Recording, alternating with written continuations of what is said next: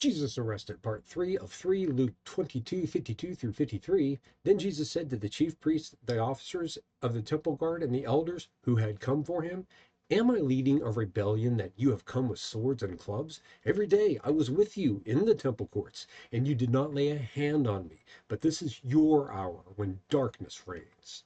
So in Judas's posse, we have the chief priests and the elders, no doubt there to gloat over Jesus's long-awaited arrest.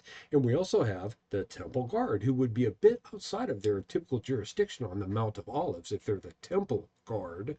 If you had any doubts, folks, this entire affair is a pathetic joke. Buckle up. You're about to see the biggest sham kangaroo court ever perpetrated. Nothing about this is legitimate. And I think that's at least partially why Jesus tells his overzealous follower who cut off the temple servant's ear to knock it off. Any violence they commit is only going to be used against them and lend legitimacy to this rabble. And it bears repeating that despite telling the apostles to buy a sword, I think Jesus is perfectly right to ask these folks, why are you coming at me with swords and clubs? What is this?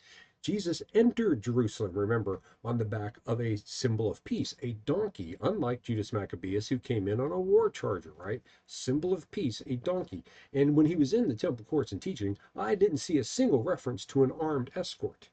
Of course, that Simon the Zealot would have been a bit of a tough guy.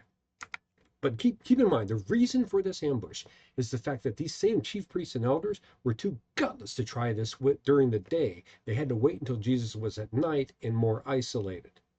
And finally, as we mentioned yesterday, this is the hour of darkness. The way forward for Jesus is to defeat death. But in order for that to happen, to be staged properly, first death must have its day.